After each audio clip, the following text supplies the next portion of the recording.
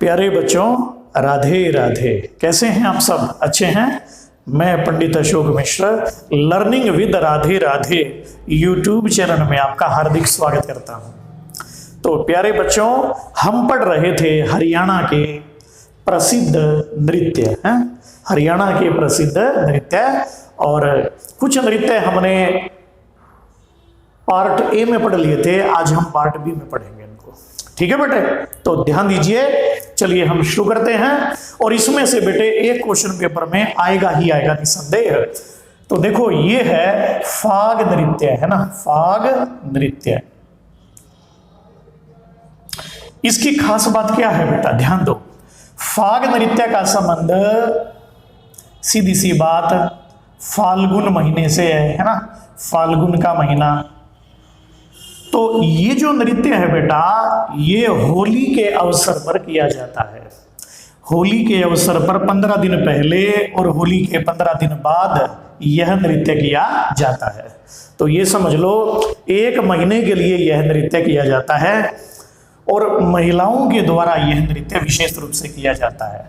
नाचन का रोग तो बेटा महिलाएं काटते हैं, महिला डिपार्टमेंट ही काटते हैं नाचने का रोग। तो फाग नृत्य में श्रृंगार रस, ध्यान दीजिएगा, कौन सा रस है? श्रृंगार और हास्य रस की प्रधानता होती है। श्रृंगार रस और हास्य रस की प्रधानता होती है फाग नृत्य में। इस नृत्य की सबसे खास बात क्या है? ये नृत्य बंगर क्षेत्र में बेहद प्रचलित है। बंगर क्षेत्र है ना, जो एरिया पंजाब से लगता है ना, जींद, उचाना, नरवाना, ये साइड में जो है बांगर क्षेत्र, बांगर जो बेल्ट है, यहां ये नृत्य बड़ा प्रचलित है। इस नृत्य की सबसे खास बात यह है कि महिलाओं द्वारा किए जाने वाले इस नृत्य को पुरुष देख नहीं सकते।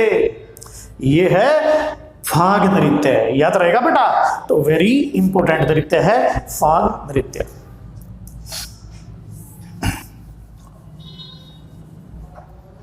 इसके बाद हमारा आता है लूर नृत्य। तो देखिएगा, ये है लूर नृत्य। इस नृत्य की खास बात देखो, जो लूर शब्द है ना, लूर शब्द बांगर क्षेत्र में महिलाओं को, यानी कि स्त्री को, लड़की को लूर कहा जाता है। लूर तो सीधी सी बात स्त्री से संबंधित है ना। तो लूर नृत्य महिलाओं के द्वारा किया जाता है। दूसरा, बांगर क्षेत्र में प्रचलित है, बांगर क्षेत्र में प्रचलित है। और तीसरी खास बात क्या है?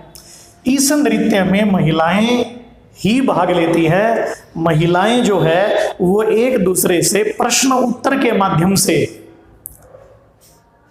विवाद करती है ना, कि मेरे वाले का तो नाम यू है, तेरे वाले का नाम क्या है, मेरा वाला तो न्यू करे है, तेरे वाला क्या करे है ना। तो ये प्रश्नोत्तर इसमें शैली होती है। हंसी मजाक के माध्यम से महिलाएं एक दूसरे से प्रश्न पूछती हैं। तो ये होता है लूर नृत्य।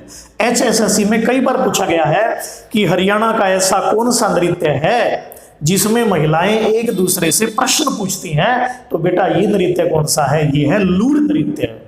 याद रहेगा ना, लूर नृत्य है। तो ये बांगर क्षेत्र में जो है बेहद प्रचलित है। श्रृंगार और हास्य रस की इसमें प्रधानता होती है। और फिर आता है छठी नृत्य, ध्यान दीजिएगा, है ना, छठी नृत्य। लो भाई, ये बयान 9 बिन्ने हो गए, अरछोड़ा हो गया, बालक हो गए हैं। तो ये आता है छठी नृत्य। तो सीधी सी बात है, ये शिशु के जन्म से संबंधित है बेटा, शिशु के जन्म से संबंधित है। यहां पर शिशु का मतलब ये नहीं है लड़का भी हो सकता है, लड़की भी हो सकती है। शिशु दोनों के लिए ही रूढ़ शब्द है। तो शिशु के जन्म के छठे दिन की रात्रि को, है ना, छठी रात्रि को, छठी रात्रि को यह नृत्य किया जाता है। याद रहेगा बेटा, छठी रात्रि को। अपने हरियाणा में मान्यता है कि जन्म से छठी रात्रि को भाग्य की देवी, हरियाणा में मैं कहे बे माता, तो बे माता बालक का भाग लिखने खातर आवे है।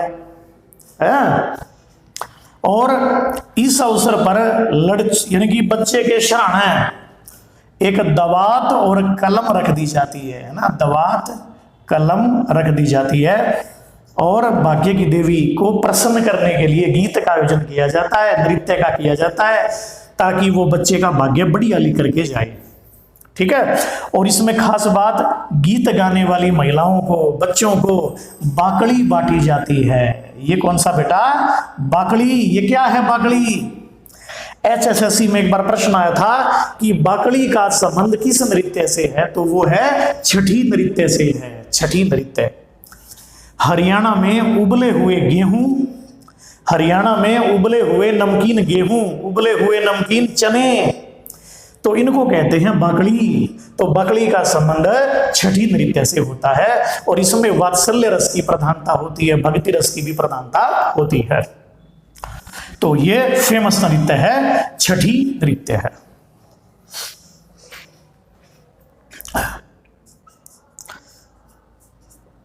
छठी नृत्य भी एक इंपॉर्टेंट है इसमें।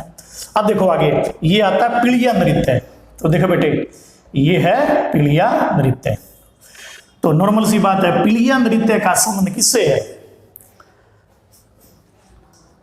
ये भी जो है हरियाणा में पुत्र रत्न प्राप्ति की खुशी में ये नृत्य किया जाता है।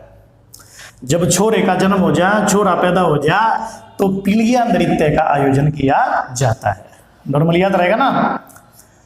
हरियाणा में पुत्र जन्म की खुशी में, पुत्र जन्म की खुशी में पीलिया किसे कहते हैं? पुत्र जन्म की खुशी में मायके की पक्ष की ओर से, है ना, पीलिया लाया जाता है ना, पीलिया। और इसमें कुआं पूजन की रस्म भी होती है, कुआं पूजन की रस्म। जो शिशु की, लड़के की जो माँ है, बच्चे की जो माँ है, उस माँ के द्वारा जल से भरा हुआ घड़ा भी लाया जाता है, जिसे हरियाणा में शुभ शकुन मानते हैं। तो बेटा इसमें वात्सल्य रस, श्रृंगार रस, हास्य रस, कई प्रकार के रस होते हैं। तो ये है पीलिया नृत्य, वेरी वेरी इंपॉर्टेंट है। कर लेंगे, आगे देखिएगा। इसके बाद आता है झूमर नृत्य। देखो झूमर नृत्य,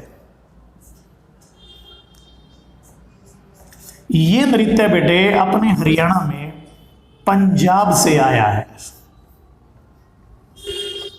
झूमर नृत्य किस स्टेट से आया है? बोले पंजाब से आया है। पंजाब में फेमस है ना भांगड़ा, गिद्दा, किकली, डफ, धमाल, है ना। तो ये जो झूमर नृत्य है ना बेटा, इस झूमर नृत्य को हरियाणा का गिद्दा भी कहते हैं। हरियाणा का गिद्दा, ये मोस्ट इंपोर्टेंट क्वेश्चन बनता है बेटा, HSC ने कई बार पूछा है। हरियाणवी गिद्दा झूमर नृत्य को कहा जाता है। और झूमर एक गहना भी होता है, माथे का गहना। हरियाणा में झूमर को माथे पे भी महिलाएं धारण करती हैं। तो झूमर नृत्य पंजाब से आया है, इसे हरियाणा का गिद्दा भी कहा जाता है। और माथे का एक गहना भी होता है। जरा सा झूम लूं मैं, अरे नारे बाबा ना है। तो इसमें श्रृंगार, हास्य रस की प्रधानता होती है झूमर नृत्य में।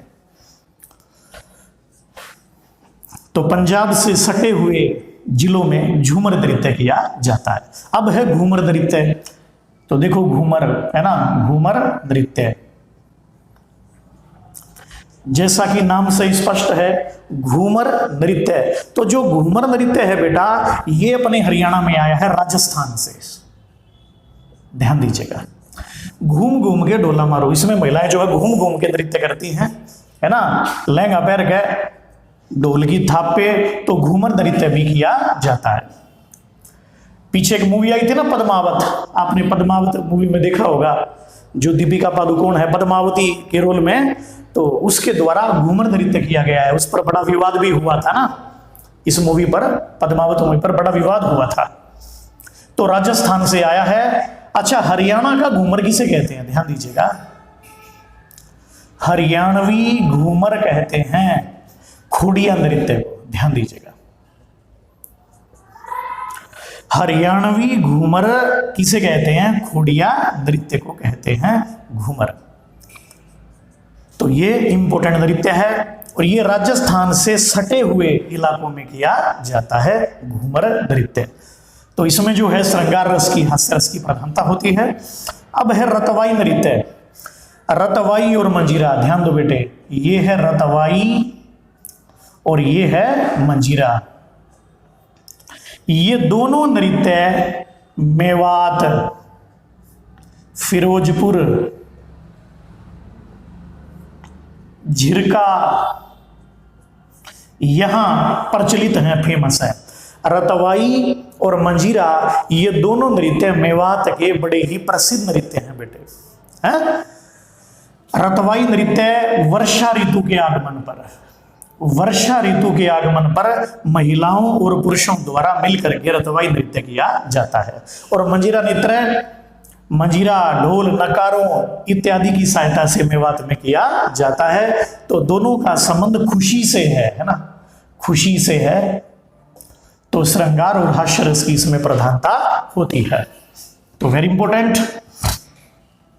इसके बाद आता है बेटे डफ नृत्य। डफ नृत्य, डफ जैसा कि नाम से स्पष्ट है ना, डफ नृत्य।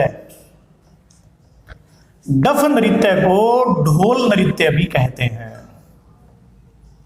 डफ नृत्य को ढोल नृत्य भी कहते हैं। और इस नृत्य का संबंध वीर रस से है। किससे बेटे? वीर रस से इसका संबंध है। इस नृत्य के तहत भारत के वीरों की गाथाएं गाई जाती हैं। विशेष रूप से यह नृत्य राष्ट्रीय पर्वों पर आयोजित किया जाता है ना, राष्ट्रीय पर्वों पर आयोजित किया जाता है। जैसे 15 अगस्त है, 2 अक्टूबर, 26 जनवरी।